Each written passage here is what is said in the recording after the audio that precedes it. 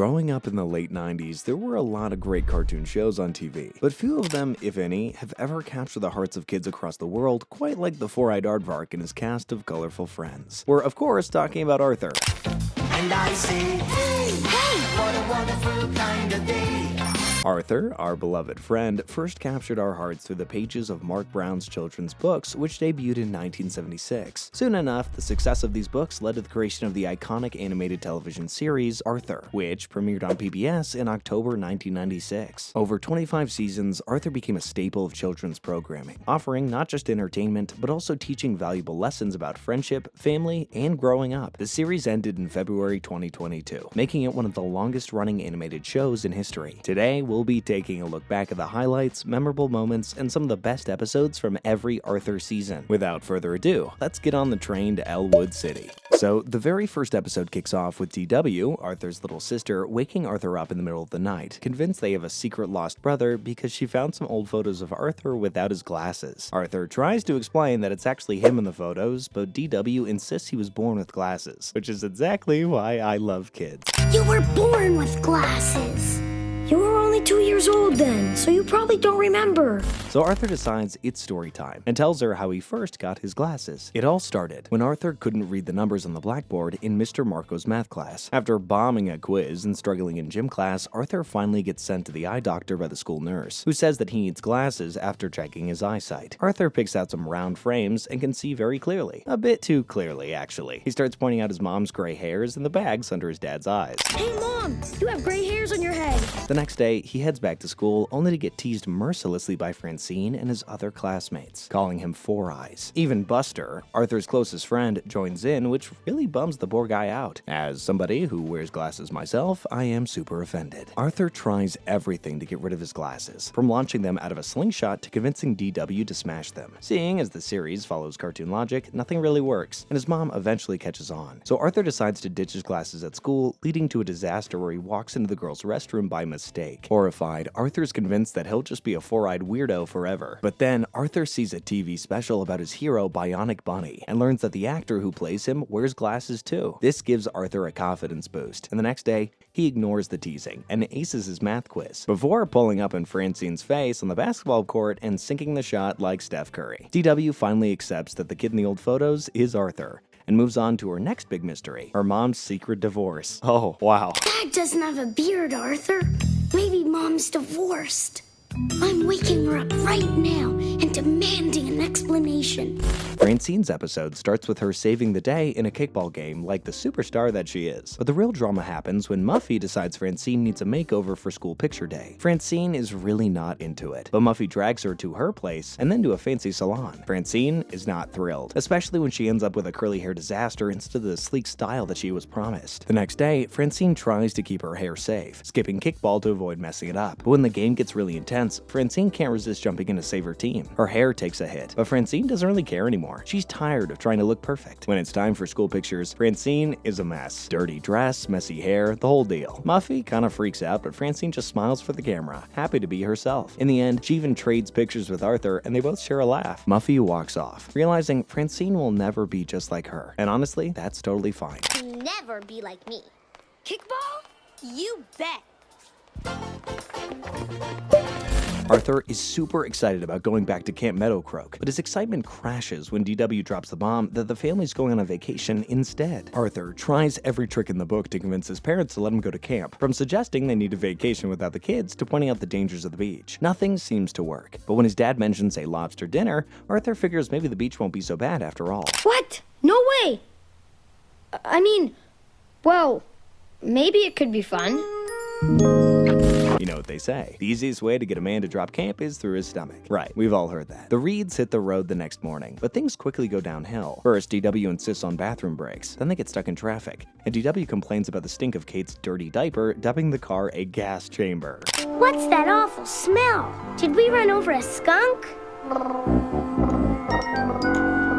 Gas chamber! When they finally stop for food, they end up at a dinner with gross chef surprise meals, but DW manages to sweet-talk a biker into giving her his burger. It's hard to say no to kids, even for biker gangs. Their inflatable shark Sharky nearly gets lost too, and they have to make a whole detour to get it back. Things seem to be looking up when they reach the Ocean View Hotel, but it turns out the reservation got messed up. Instead of what they booked, they're stuck in a tiny, shabby room with no ocean view and a bathtub-sized pool. The lobster dinner Arthur was excited about turns into a nightmare when both he and DW are freaked out by the giant bug-like crustaceans. It's a giant bug! How are you supposed to eat these things anyway? I guess some things only sound cool. As if that wasn't enough, a massive thunderstorm hits, and the Reeds are stuck inside their leaky hotel room. Arthur, desperate to salvage the vacation, suggests they explore some local attractions. So they visit a cow festival, a fudge factory, and even go on a safari. By the time the rain stops, they finally get to enjoy the beach, and Arthur realizes his dad was right. Despite everything, it turned out to be a pretty great vacation. Back home, Arthur shows Buster his haul of seashells and photos, while Buster describes his camp experience, which was hit by a hurricane. In the end, both friends agree their summer was anything but boring. Arthur's next adventure takes him to Grandpa Dave's farm, and he's pumped for a weekend of country fun. DW, of course, daydreams about her parents missing her terribly. When they arrive, it's clear the farm is a bit run down. Wow, it sure looks different. But Grandpa Dave insists that they'll have a blast with fishing, swimming, and a county fair. Yeah, I don't know. They try having fun, and they manage to, but the farm is falling apart, and that reality hits when they find chickens in DW's room because the hen's house roof is falling apart. Golly, plumb forgot I put 'em there after the hen house roof fell in. Arthur and DW suggest fixing the farm, but Grandpa Dave, being the stubborn old guy that he is, brushes it off, preferring to go fishing instead. Denial may be a river in Egypt, and Grandpa Dave is in it. After a few days of fun mixed with frustration over the farm state, DW and Arthur realize Grandpa Dave might actually need help. Grandpa Dave tells Ed to take the kids on a hike while he tries fixing the house. Now by the time they get back, he hasn't gotten any of the work done. Say, back already? It's not quite finished yet. Grandpa, you didn't do anything. The next day, when a strong wind shakes the house, DW insists that they should fix the hen house instead of going to the fair. So Grandpa Dave finally admits he could use some help, and they all pitch in, even Ed. 2 days later, the hen house is as good as new. As they prepare to leave, Arthur begs for just one more day at the farm, realizing that even with all the hard work, it's a special place that's worth taking care of. The episode wraps up with a shot of the farm, all fixed up. Asking for help isn't so bad after all. This next episode starts with Arthur rushing to tell his friends some big news. Mr. Rogers is visiting Elwood City and will be coming to their school. Buster is thrilled, but Muffy isn't impressed, thinking Mr. Rogers is for babies. Binky even mocks Mr. Rogers by singing his theme song off-key. When Prunella asks Arthur about the second piece of news, Arthur decides to keep it a secret. He's too embarrassed to admit that Mr. Rogers is staying at his house. At home, Arthur is worried his friends will tease him if they find out. DW, on the other hand, is super excited and can't understand why they're keeping it a secret. Arthur's fear of being labeled as a fan of the baby show makes him extra careful, like when he takes Mr. Rogers' postcards to the mailbox himself just to avoid being seen. Arthur does bump into Prunella, who almost uncovers his secret, but he manages to get away. This can't be your postcard. It's signed Fred. Oh, that's because I'm thinking of changing my name. I'm sending out these postcards to try out new names. Later, when Mr. Rogers wants to go out for some fresh air, Arthur proceeds to play the entirety of For Elise to perfection on the piano to stop him from going out of the house, which is as incredible as it is insane. But when Mr. Rogers insists, Arthur gets himself in DW disguises, complete with fake beards. Buster spots them and mistakes them for dwarves, only to be surprised when he realizes that it's actually Mr. Rogers. Arthur begs Buster to keep the secret, but Buster's not really great at that, and he almost spills the beans to Rubella, Prunella, and Brain. I want to tell everybody about Mr. Oh, hey, you're right about me. I cannot keep a secret. The trio become convinced something weird is going on when they see Arthur acting all mysterious, with Rubella even theorizing that Arthur's been hypnotized by zombies. That night, Mr. Rogers has dinner with the Reeds, while Prunella, Rubella, and Brain spy on them through the windows. The situation escalates when Mrs. Tibble, thinking that the trio of friends are thieves, call the police. The police arrive, and everyone finds out that it was just a misunderstanding, and they also find out that Mr. Rogers was staying at Arthur's house. Arthur's worst fears have come true, or so he thinks. Instead, everybody's really pumped, and even Binky is starstruck when Mr. Rogers shows up. Arthur, finally embracing the truth, proudly admits that Mr. Rogers stayed with him, earning Binky's respect, who asks Mr. Rogers for an autograph. The episode begins with Arthur explaining that while Francine is his friend, she can be tough to deal with. He explains how she's super competitive and loves to argue, even in a good mood. One day, Mr. Haney announces a teacher charity carnival, and during lunch, Francine mocks Mr. Ratburn's puppet shows, calling them silly. She even makes fun of Fern, who says she likes the shows, leading to Fern storming off in tears. Guess she didn't want a dessert. Basically, Francine can be a bit of a jerk. Francine doubles down later, saying that she's not apologizing to Fern when Arthur tells her to do that. So Fern gets her revenge by drawing a comic about a boastful cow named Frank who resembles Francine. The kids find it hilarious, but Francine is furious when she discovers it. Meanwhile, the teachers prepare for the carnival, with Miss Sweetwater and Mr. Haney terrifying Mrs. Tingley with their over-the-top acts. Meanwhile, the other kids join in with Fern, creating their own comics poking fun at Francine, each one more exaggerated than the last. Back at lunch, Arthur notices Francine sitting alone, looking upset. Though Fern insists that she's gonna get over it, Arthur begins to wonder if they've gone too far. Meanwhile, the carnival kicks off, and Mrs. McGrady, seeing the comics, hatches a plan to make Francine look silly. She convinces Fern and the others to dump green gloop on Francine, but when Francine confesses to Mrs. McGrady that teasing has really hurt her, the kids realize that they crossed a line. They cancel the prank. I said there's a cartoon of you as green gloop. Green gloop.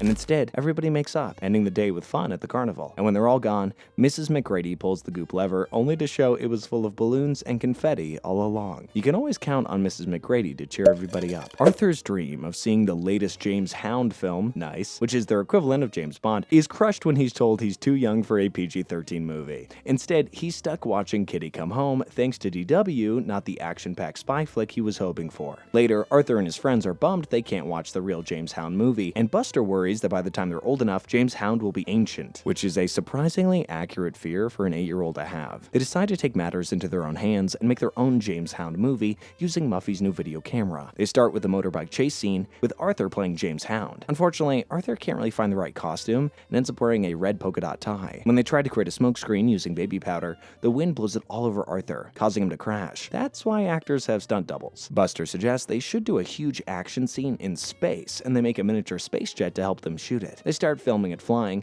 with everyone chipping in for sound effects. But Pal, Arthur's dog, grabs the jet and ruins the shot. Then, Brain and Arthur try a scene in the library where Brain's character IQ saves the world. But Brain accidentally knocks out the library's power, which is the exact opposite of what they're trying to do.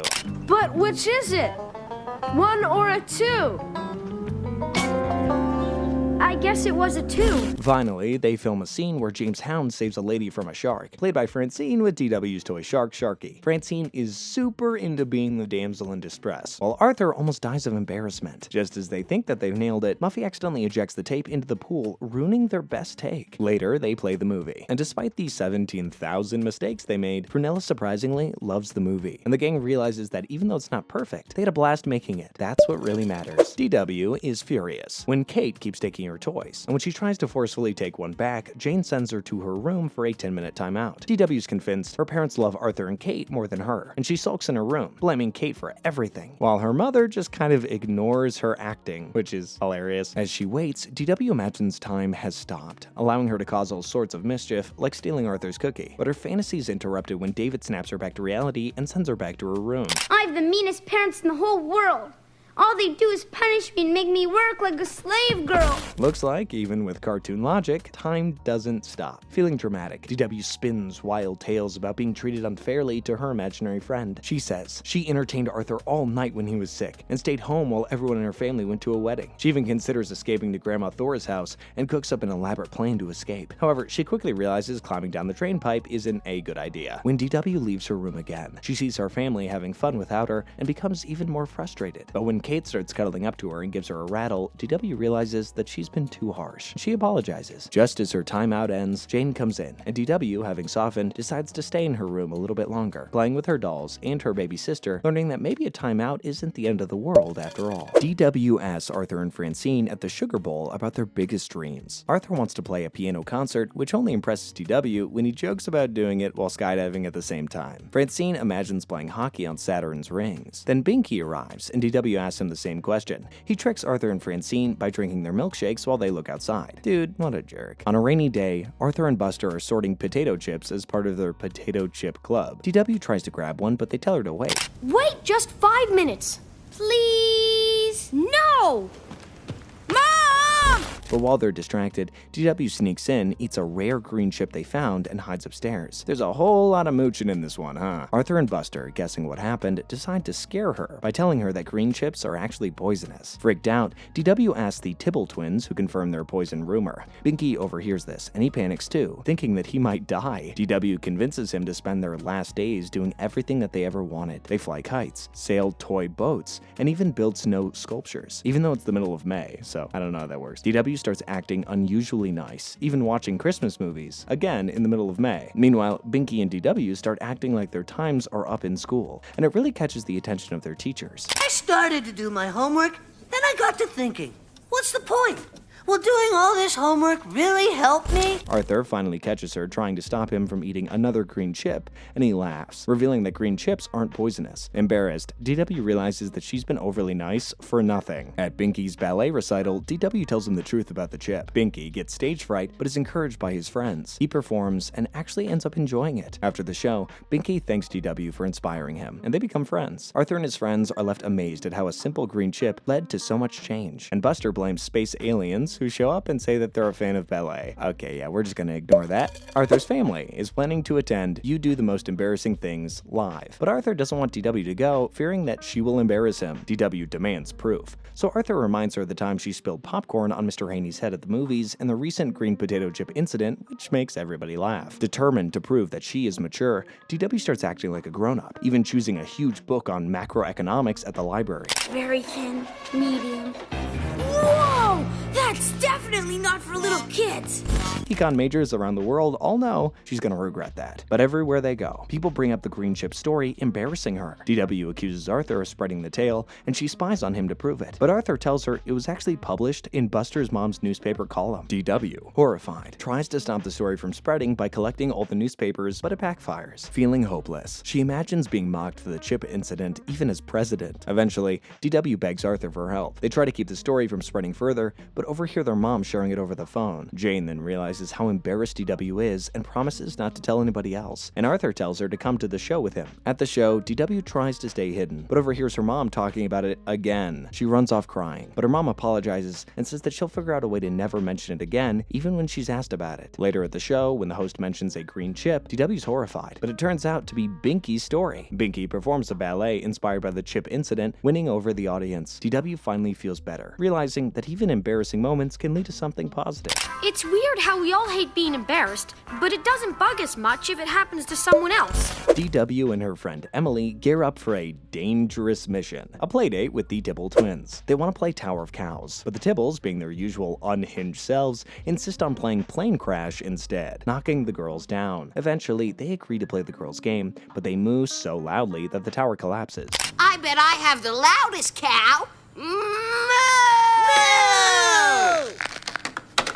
Okay, yeah, these kids are a problem. That night, DW wishes on a shooting star that she could play with Tommy without Timmy, thinking Tommy is the gentler twin. The next day, DW's wish comes true. Tommy arrives at preschool alone because Timmy is sick. Emily says she made the same wish using a wishbone, meaning they both prayed on Timmy's downfall, which is just plain hilarious. Tommy tries playing with a sick Timmy, but almost makes his brother throw up. So Tommy tries to enjoy playing with the girls, but he misses Timmy. He even tries throwing a cupcake through a window to save for Timmy, but it ends up splatting against the glass and landing on his head, which just makes him even more miserable. DW, Mrs. Reed, and Emily take Tommy to a street fair to cheer him up, but nothing works until DW starts a weird faces contest in front of a trick mirror, which finally makes Tommy smile. Back at the Tibbles' house, DW and Emily take turns trying to fill in for Timmy, playing loud and exhausting games with Tommy. However, it's really tiring, and DW is ready to quit. I'm saying, Tommy, I can't be a Tibble anymore.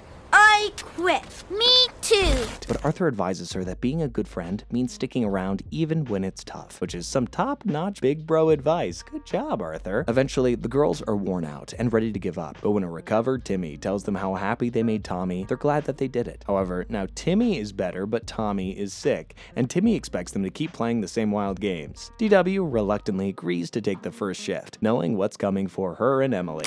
I'll take the first shift. Thanks. You're a real friend.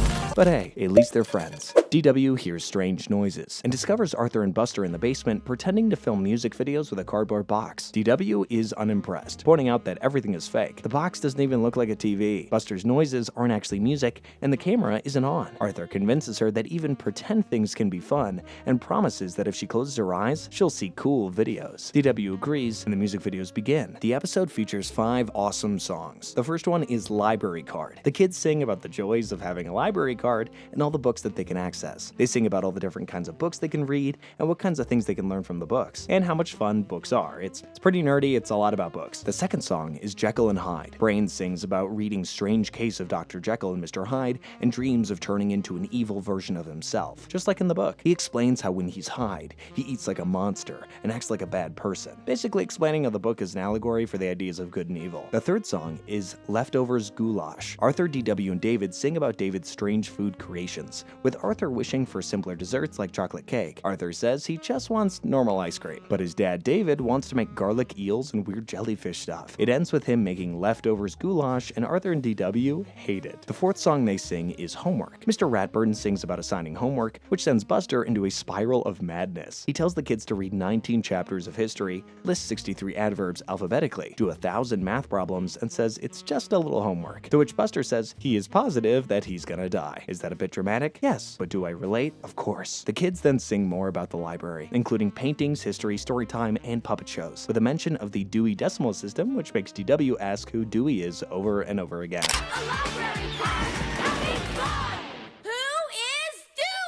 When the videos end, DW says that they were okay for the Reed's basement, but they wouldn't work on real TV, before asking who Dewey is one last time. Before we begin, I feel like it's my public duty to let you know that episode 1 of season 4 is where we got the most iconic Arthur meme of all time. It didn't fly for 1 second. It's not my fault. But since it's one of the worst rated episodes in Arthur's history, and we're only going through the greatest hits, I just can't include it. Still, at least now you know exactly where it comes from. Arthur and his friends are bored out of their minds with nothing to do. They ask Buster what to do, but are surprised to see him writing something in the park. They think he's doing homework, but I mean, come on, this is Buster. He's not, of course he's not doing homework. Maybe we should call the nurse. Calm down, guys. He might not be doing homework. Turns out he's entering a story in the Andy and Company contest. Later, while watching TV, they see a promotion for the story writing contest, and they ask Buster what he wrote. He tells them it's a story about him and his friends, and they ask him to tell them, so he does. His story is called The Day the Earth Was Saved, and it is styled exactly like South Park. In his stories, aliens finally land on Earth, but things go wrong when they crush Buster and attempt to eat Arthur. They reject Arthur for being too high in cholesterol, and leave, meaning the Earth has been saved. Arthur is offended by this, claiming he's just as edible as anybody else, which is a very weird thing to say, but whatever. This inspires everybody else to write their own stories about the gang to participate in the competition. The next day, they all get together at the Sugar Bowl to read their stories to each other. Muffy goes first and reads My Life as a TV Show, which is a lot like Beavis and Butthead. Muffy, in a ridiculous costume, feels upstaged by DW at a fashion show, and uses a stink bomb to sabotage her, openly admitting that she's a jealous person with a smile. But Brain criticizes her story for having a bad message, and he starts his own story, which is in the style of Dexter's Laboratory, and I am here for it. It starts with me, in my laboratory. Brain invents a formula that makes everything grow hair, which the rest of his friends find disgusting. But when Arthur mistakes it for deodorant and turns into a hairy creature, he's so embarrassed by the way that he looks, he runs off into the woods, where he meets Bigfoot. Turns out he's a victim of hair growth formula too. Hair growth formula? Next up are Francine and Binky, who team up for their story The Amazing Fight, inspired by WWE. In their story, Arthur hilariously defeats Hulk Hogan by scaring him off with a simple foot stomp, making Hulk Hogan scream and run away.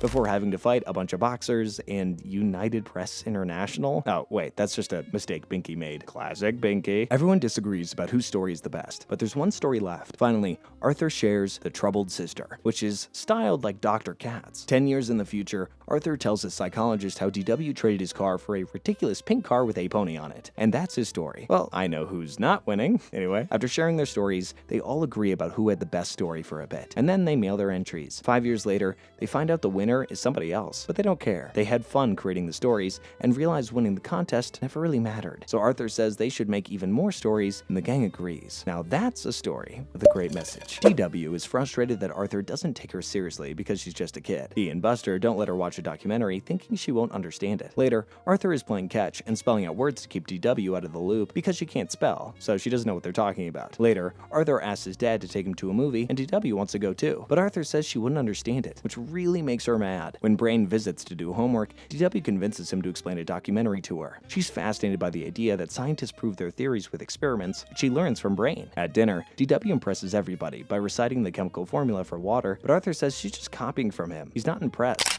Dad, could I have a little more H2O?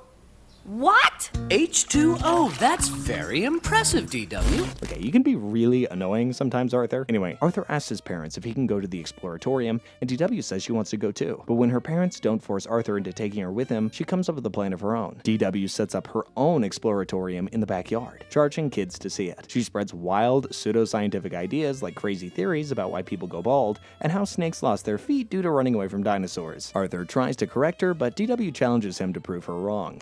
The H stands for hose. So, I turn on the hose, which combines H with O and makes water. Hold it! That's not right! Which she can't do on the spot. Arthur brings Brain to debunk DW's nonsense, but even Brain struggles to convince the kids. Arthur, exhausted of her pseudoscience, begs his parents to let him take DW to the real exploratorium to see the truth, and they agree. So at the real exploratorium, DW learns real science, and Arthur is smug about her being wrong. But she wasn't. She says that her real plan was to trick Arthur into getting her there, and she succeeded. Brain admits that that was pretty smart, leaving Arthur amazed at how DW outsmarted them all. A smart DW? I don't know if the world is ready for that. The episode opens with the weather forecast predicting a light dusting of snow, but Arthur hopes it snows enough for school to be closed. To his disappointment, Lakewood Elementary remains open the next day, despite the heavy snow. However, as soon as Mr. Ratburn starts class, the power goes out, and school gets canceled. The kids are thrilled, except for Francine, who has to work on her unfinished report about pioneers. As the storm worsens, the Reeds and other families face power outages and freezing temperatures. Francine's power goes out, but her father forces her to continue writing a report by hand. Jeez, that sucks. Meanwhile, Mr. Ratburn and Mr. Haney are stuck at school, trying to stop the pipes from freezing. The storm keeps getting worse and causes widespread chaos with power lines down and roads blocked by snow. Many families, including Buster's and the Crosswires, end up at the Reed house, looking for warmth and food. David manages to cook a stew with the food that everybody brings, but the situation becomes worse when the power goes out at the Reed's house too. As they huddle around the fire, Francine realizes that their struggles during the storm are similar to what the pioneers faced. She finally understands the hardships they endured, and finishes her report with a newfound respect for them. When the storm ends, everyone works together to dig out the roads and clear the damage. Francine concludes that just like the pioneers, they need each other to survive tough times. The power returns, and everyone proceeds to have fun in the snow as DW stores a snowball in the freezer to remember the day. Man, that is really sweet. The episode opens with a horrified Arthur when he learns that Mr. Ratburn will be staying at their house. What could be worse than dreaming that your teacher lives in your house? Arthur, if you don't hurry, DW and I will eat all the delicious blueberry waffles your dad made. After his roof collapsed under heavy snow, Arthur imagines a nightmare scenario where Mr. Ratburn turns his life into a non-stop quiz session, and it scares the living heck out of him. So to prepare, Arthur tries to make his room look more impressive by borrowing books and posters from Brain. When Mr. Ratburn arrives, Arthur is super afraid of him, and is even more bummed out to find out that he'll be staying in his room. He turns out to be surprisingly casual, even bringing along Spooky Poo videos, which are basically just Scooby-Doo, that the whole family enjoys. He then teaches Arthur a magic trick, and thoroughly enjoys the cake that David made for him, which makes Arthur realize he was wrong about him. However, when Arthur gets an A on a test, his friends accuse him of getting special treatment because Mr. Ratburn is staying at his house. They start calling him teacher's pet and ignoring him, which is pretty messed up. Upset, Arthur tells Mr. Ratburn to give him an F to prove that he's not a teacher's pet, but Mr. Ratburn has a better idea. The next day, Mr. Ratburn announces that he will be staying at all of Arthur's friends' homes for a week at a time until his house house gets fixed. Arthur's friends are horrified, just like Arthur was, but he calms them down, saying it's not so bad, and they should get ready to watch a bunch of spooky poo. You know, out of context, that sentence is really weird. Arthur watches TV and sees news reports of people arguing, which makes him wonder why it's so hard for people to get along. But when DW tries to ask him a question, he quickly snaps at her, basically answering his own question. Later in the kitchen, David is patiently waiting for his souffle to bake, but when he checks on it, he finds Arthur, DW, and Pal in the kitchen, and the souffle is totally ruined. David, frustrated, yells at the kids, who immediately start blaming each other. Jane steps in, sending them to their rooms to cool off. Arthur feels unjustly punished for something that DW did, imagining himself getting arrested for a crime that she committed. Meanwhile, DW thinks that she's being punished for Arthur's actions, and thinks that they're going to end up just like the Tibble twins, still fighting over the souffle when they're both in a retirement home, which is a horrifying thought for sure. Both siblings decide to do the right thing. The only problem is that their idea of the right thing is for the other one to confess. This obviously leads to another argument. Jane calls them back to the kitchen and suggests that they won't be punished if they can solve the mystery of what happened to the souffle. Arthur and DW each tell their version of the story. Arthur claims DW chased a dog toy into the kitchen and knocked over the table, while DW insists that Arthur threw the toy and caused the mess. As they argue, Jane notices they were both wearing socks on the slippery kitchen floor, leading them to admit it was both of their faults. Later, David is watching TV, and seeing him sit there so miserably makes him sad. Feeling guilty, Arthur and DW decide to make it up to David by attempting to bake a new souffle. They make a total mess in the process, but when David finds out, he's touched by the effort. Together, they successfully bake a new souffle, and David declares that it's the best thing that they've ever made as a family. It's the most beautiful thing we've ever made. Dig in! The next episode opens with Muffy criticizing Francine for eating a peanut butter and jelly sandwich and carrying a childish lunchbox, citing mature Miss Magazine's advice that salads are more appropriate for their age. Later, during a sleepover, Muffy mocks Francine's footy pajamas. Francine gets mad and suggests that she find more mature friends. Muffy takes this to heart and decides to hang out with Francine's older sister, Catherine. So cool that you get to go to parties and do other mature stuff like that.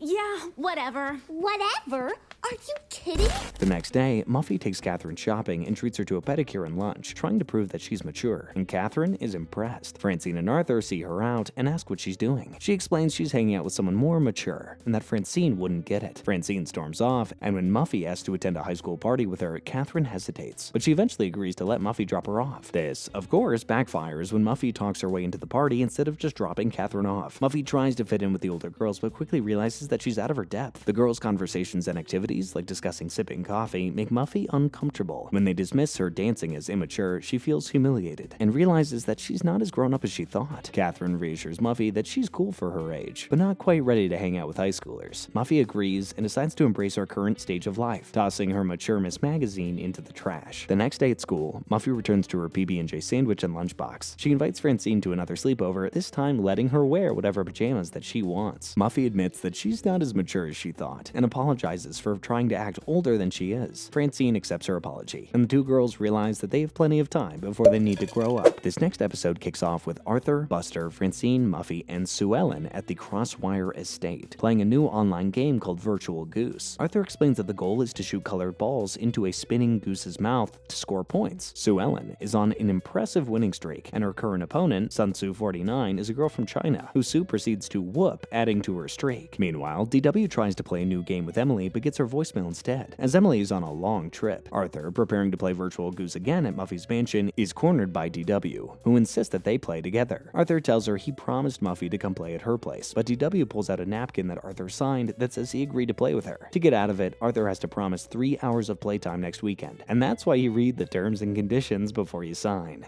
Anyway, at Muffy's mansion, Arthur loses to a new opponent named Forehand 451, who has already defeated Francine, Buster, and Muffy. Buster says that Forehand 451 might be a four-handed mutant sheep created by an evil scientist, which is the exact same excuse I use whenever I lose an online game. Sue Ellen, confident in her skills, takes on the challenge, but she loses too. Determined to win, she keeps playing all night, and her commitment to the game annoys all of her friends. Later at school, Sue Ellen is exhausted from staying up late playing Virtual Goose. I mean, she shouts red in class when Mr. Ratburn asks her a math question.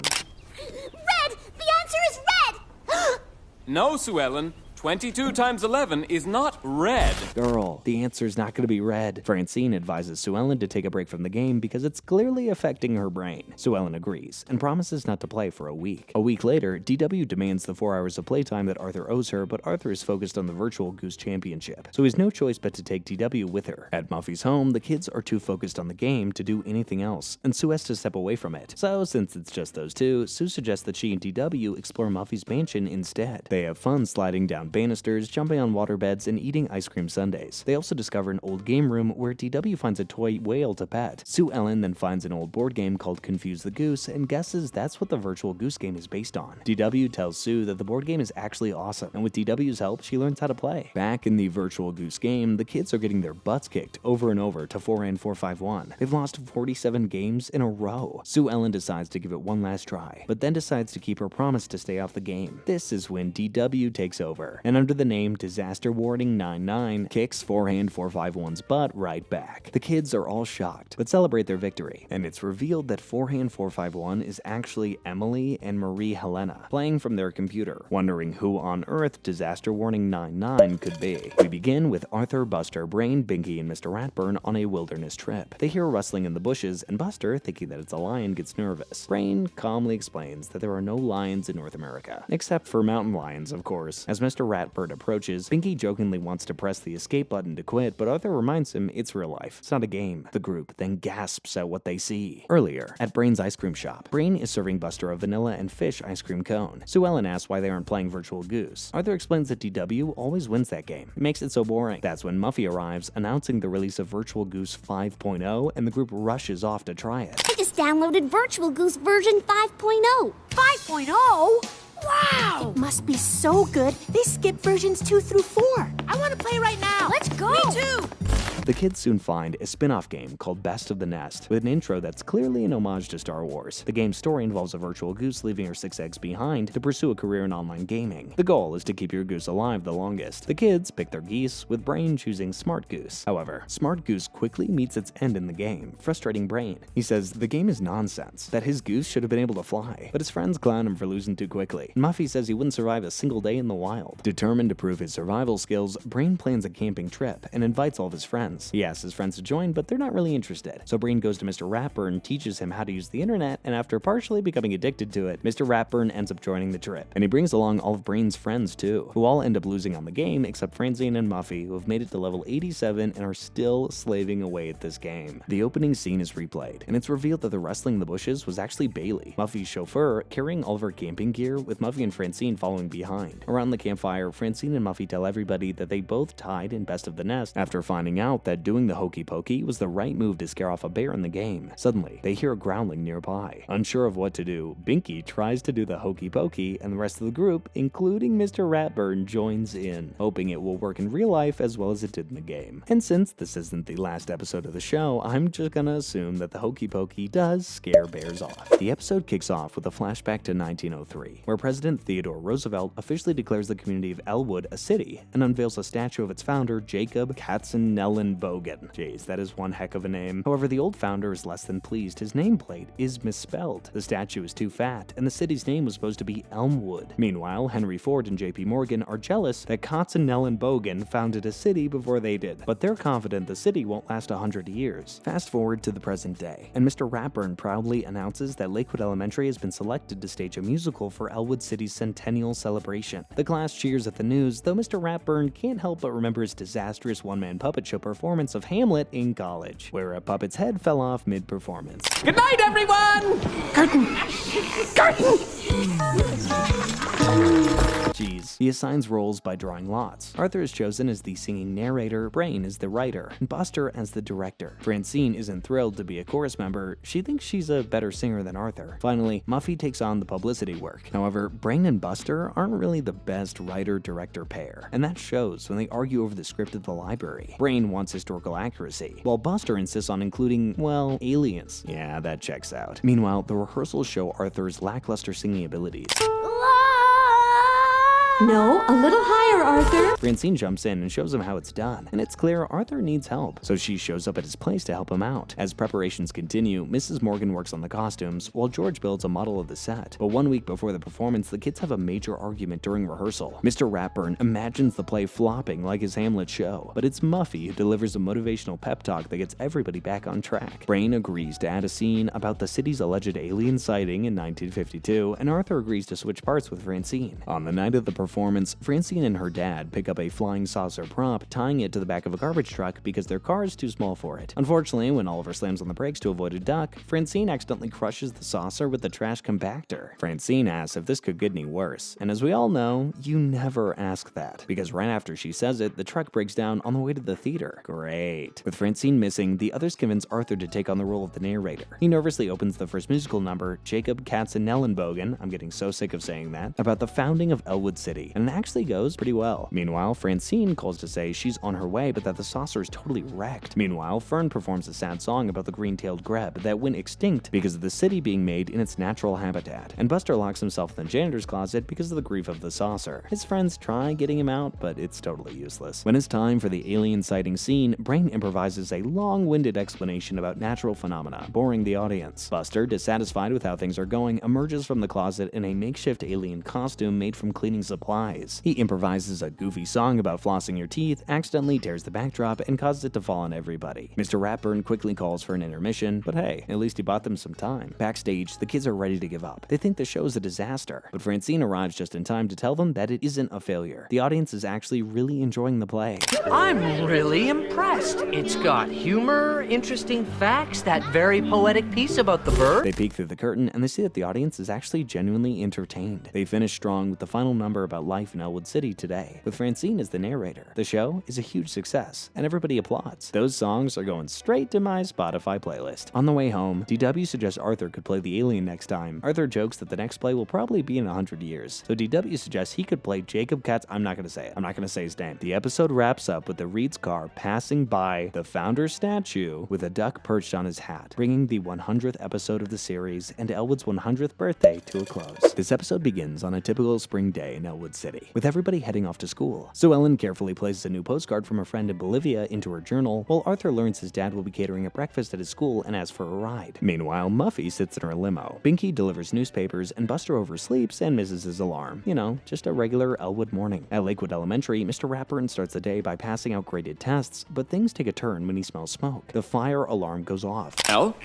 What's going on? Hey, I smell smoke! All right, children, remain calm. Form a line at the front of the class. And the students begin evacuating the building. So Ellen realizes that she left her backpack inside, but has no time to retrieve her journal. Binky, seeing the fire, just freezes. Mr. Morris closes the door on the flames, and Mr. Ratburn tells Binky to keep moving. Outside, the kids reunite with their parents, while Arthur anxiously waits for news about his dad. Firefighters manage to get David out safely, much to Arthur's relief, but Sue Ellen is devastated. Her journal was totally destroyed. Buster arrives late, and he feels left out, having missed the entire thing, which is very on brand for him. At their treehouse, the gang discusses the fire. Francine struggles to process that their school is gone, and the students learn that they'll attend Mighty Mountain Elementary while Lakewood is being rebuilt. Binky, still shaken by the fire, tries to hide his fear by saying it doesn't scare him. Meanwhile, Sue Ellen is inconsolable over the loss of her journal, and Muffy's ideas to get her a new one isn't really well received. I want to be rich enough to throw money at every problem I have too, Muffy, but some things can't be fixed by money. Later, Binky is watching TV and panics after watching a Bionic Bunny episode with a fiery villain in it. Very fair, honestly, that kid is traumatized. The next day at their new school, Muffy gets Sue a new journal, but she doesn't want it. Buster starts exaggerating his version of the fire to feel included. Oh my god, that's so funny. Before Arthur calls him out for lying. Talking about? You weren't even there!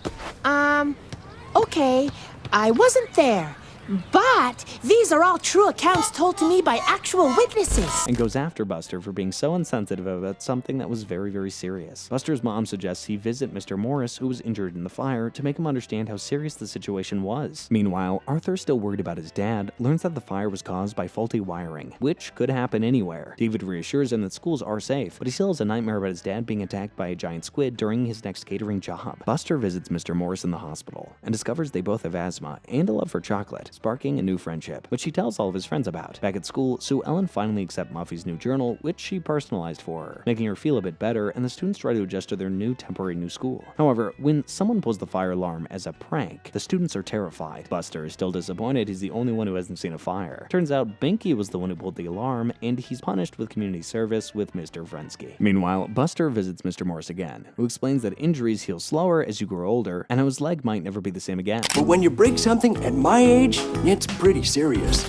Meanwhile, Arthur tries to get his dad to pull out of his catering job at the aquarium, but his dad convinces him that he'll be fine, saying he doesn't have to worry about it. Meanwhile, Sue Ellen proposes a mural project to commemorate the fire and their temporary stay at Mighty Mountain. The students and teachers work together to complete it, and when Lakewood Elementary reopens, the mural is a reminder of the tough times that they faced and how they got through it together. Back at school, Binky remembers the fire and it terrifies him. He runs off and talks to Mr. Frensky, who tells him it's okay to be scared and that talking about it helps. He takes him to do the rounds in his truck instead of going back to school, and it makes Binky feel a lot better. The episode ends with Buster visiting Mr. Morris, who's retiring and moving to New Mexico to live with his daughter. They share a goodbye that's enough to make a grown man cry, and Mr. Morris gives Buster his old accordion as a parting gift. That night, Sue Ellen reflects on the events since April 9th and says that even though she doesn't want to go through another fire, as long as she and her friends stay together, they can overcome anything. And that was a beautiful episode. Seriously, I bet a ton of kids learned how to process trauma with that one. I love that. Moving on, the next episode opens with George feeling kind of down and asking for extra sprinkles at the Powers Ice Cream shop. As he's enjoying his treat, Mrs. McGrady enters with blues singer Coco Taylor, whom Brain recognizes immediately. Coco invites the boys to a jam session on Sunday. Brain, knowing that blues can totally lift your spirits more than ice cream, introduces George to the genre at his house, playing one of his own compositions called Pie Blues and lending George some blues CDs. Blues are great, but saying it's better than ice cream? I don't know. That's a hot take. Inspired by the music, George buys a harmonica and starts composing his own song. When the jam session arrives, George nervously performs the Pinocchio blues on his harmonica. Although he plays really well, he sings too quietly, and Francine says that he sounds like a mouse. But he listened to my problems. What's he just like saying? A good friend. He sounds like a mouse. We can't hear you, honey. Which is so rude. Embarrassed, George runs out of the house, throwing his harmonica in the trash. Coco follows him and tells him that it's okay to be nervous, revealing that even after 50 years of performing, she still gets butterflies in her stomach. Her words help, but George leaves and is still disheartened, tossing his harmonica in the trash. At home, George's puppet Wally tries to cheer him up, while returning Brain's CDs. George notices he hasn't listened to Taj Mahal's Leaving Trunk. As he listens, George imagines himself in Tuning Fork, Mississippi, where he sings to earn money to pay for lemonade. George is panicking, but gains confidence with the encouragement of a guitar player named Taj Mahal, who tells him to sing with more feeling and gives him money for his lemonade. Back in reality, George builds a guitar with the help of his dad and Brain practicing really hard. When Wally suggests George avoid playing for Coco again, but George puts Wally in the closet and heads out. Determined, George visits Mrs. McGrady's house and plays for Coco and Mrs. McGrady, but he's still nervous and breaks a string. Play my blues away. Forget it. But that's when the real Taj Mahal arrives, who says he'll fix the string for him, and he joins George in a jam session that goes on all night. Man, there's nothing like the blues. The episode begins with Arthur explaining the concept of a bleep used to censor bad words on TV, using the Altos TV show, which is a direct reference to The Sopranos. Ugh! This is terrible, Apple Betty! It's... He imagines how life would be if people could use a bleep button in real life, showing funny scenarios where Francine scolds him for a miscatch and DW tattles on him to their mom, both hilariously censored. Man, there's even something for adults in Arthur. It's awesome. While at a crystal shop with Grandma Thora, DW overhears a teenager angrily cursing at his mother, causing her to drop a goblet. Confused but curious, DW decides not to ask Grandma Thora after imagining the word causing everyone to break around her. Still, fascinated by the power of the bad word, DW rushes home to ask Arthur what it means. Arthur, shocked, warns her never to say it around their parents. DW later asks her imaginary friend Nadine about the word, but even Nadine doesn't know what it means. She imagines asking her parents, but imagines a scenario where everyone breaks everything and the cops start chasing her. Later, the Tibble twins explain to DW that the word is a curse word, and tell her it turns adults into zombie servants. DW imagines saying the word during a song in class, and everyone, including her teacher, becoming her zombie servant, but she doesn't say it. The Tibbles call her a scaredy cat for not saying the word, which really upsets her. At home, DW decides decides to test the word's power by telling it to Visita, expecting chaos. However, when Visita repeats the word to her family, there are no zombies, but it causes his family to be shocked. That's when DW accidentally says the word to her mom, and Jane is shocked, just as Visita's family come over demanding an explanation. That evening, Jane explains to DW that swear words are hurtful and inappropriate, especially for children. The next day at school, DW sees her friends using the word without understanding its meaning and decides to explain to them how harmful swear words can be. You're a No, you are! You look like a You're a Buster is tasked with taking old food scraps to the community garden for compost after his mom, Bitsy Baxter, throws out anything that smells. At the garden, Buster meets Mr. Langley, a gruff older man who oversees the composting. Mr. Langley, who talks like a drill sergeant, teaches Buster how to sort through the compost to remove man-made items and rewards him with fresh tomatoes to take home. Buster shares the tomatoes with his mom, Arthur, Mr. Ratburn, and Brain, all of whom rave about how delicious they are. Muffy, being the entrepreneur that she is, sees potential in the tomatoes and suggests Buster start a business selling tomato products. That night, Buster dreams of himself as Captain Pomodoro, a tomato-themed superhero who delivers tomatoes to hungry children. Inspired, Buster returns to the community garden for more tomatoes, but Mr. Langley scolds him for taking too many. Feeling discouraged, Buster decides to grow his own tomato plant at home so he doesn't have to ask for more. Buster names his plant Tom and tries to take good care of it, but after 5 days, the plant is dying. He takes Tom back to Mr. Langley, who explains that the plant has been overwatered, but might still be alive. And it's been overwatered, but there may still be some life left in her. Him.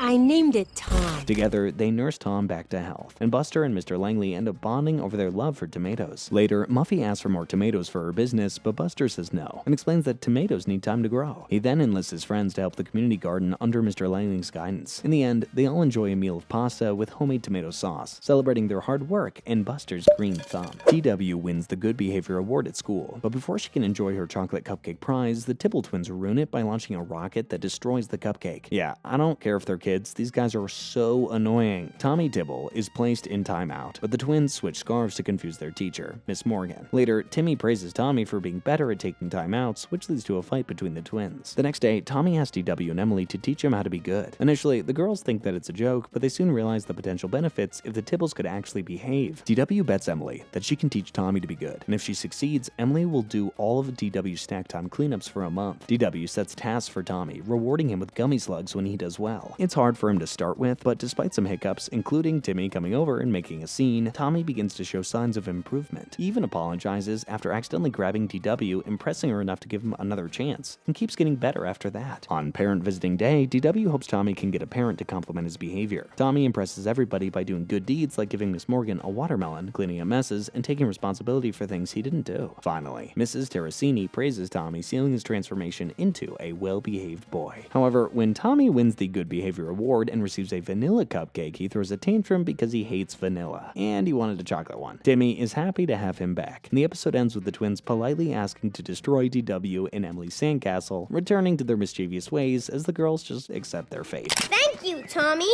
You are most kind. Mr. Ratburn introduces a video on perspective in school, and the class is assigned to write essays on how perspective changes the way you think about things. Arthur and Buster are eager to finish their essays quickly because they don't want to miss the 10th anniversary special of Bionic Bunny, which is supposed to reveal the connection between Bionic Bunny and Dark Bunny, his nemesis. The same day is the Reed parents' 10th wedding anniversary, which is traditionally the tin anniversary. Arthur has bought a card for his parents, while DW has painted a picture on a pie tin. When Arthur informs her that pie tins are actually made of aluminum, not tin, DW promises to get her parents a proper tin gift. As the day progresses, DW trades her beloved Mary Moo cow doll to the Tibbles for what she believes is a tin soldier. Meanwhile, Arthur tries to work on his essay at Buster's house, but struggles to find inspiration. Buster suggests writing about how hunger makes bland food seem tasty, only to end up eating his example food. Typical Buster. Later, Brain tells DW that the soldier, though valuable, is actually made of iron, not tin. Disappointed, DW is determined to make up for it and get tin no matter what. But there are large deposits of it in the Congo. The Congo? Where's that? Africa. I'm doomed!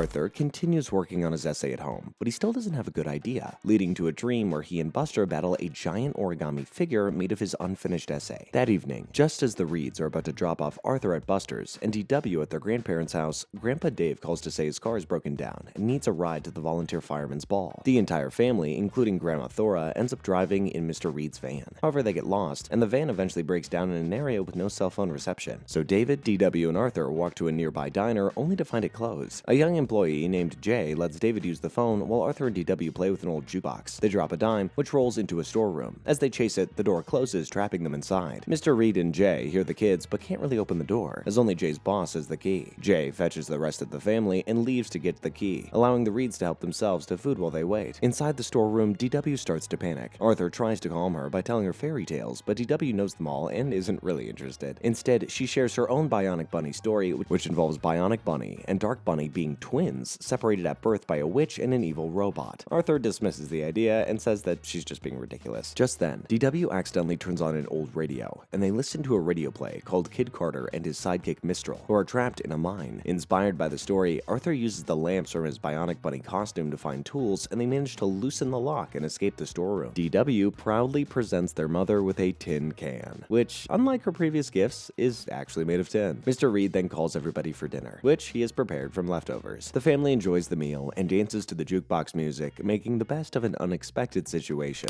And it turned out to be one of the best nights of my life.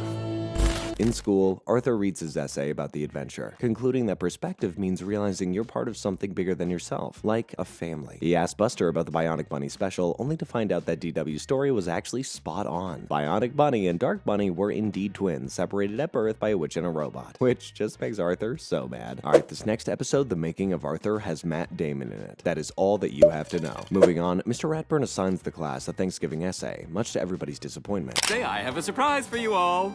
No homework? Pumpkin pie? Nope. A 5-page report due Monday, 1 week from today. Except for Brain. Nerd. Each student is given a specific topic, and Francine is tasked with researching what the Pilgrims ate. Feeling overwhelmed, Francine turns to the internet and quickly finds a website that seems perfect. She copies the information and submits her paper, impressing Mr. Ratburn. Even Buster is surprised and checks if Francine is a robot. Okay, I guess.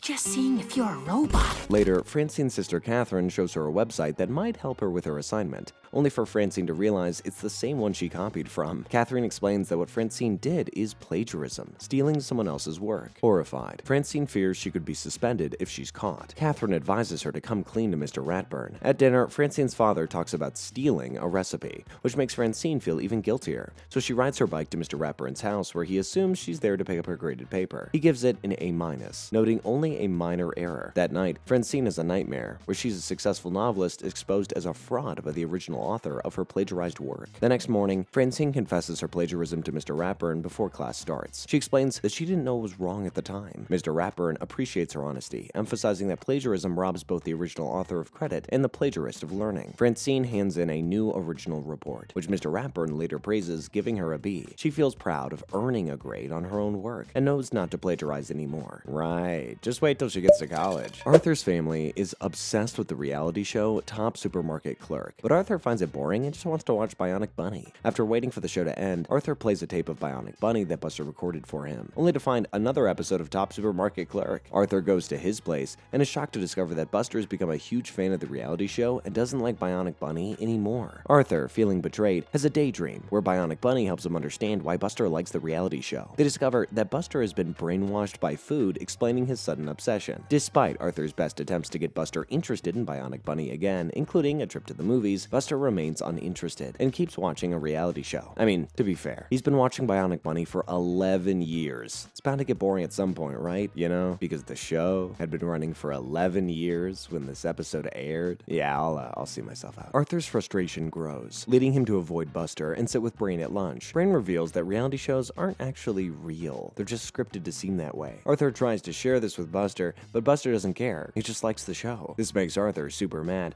complaining about wanting them both to like the same things again. I don't care about that stuff. I just want us to like the same things again.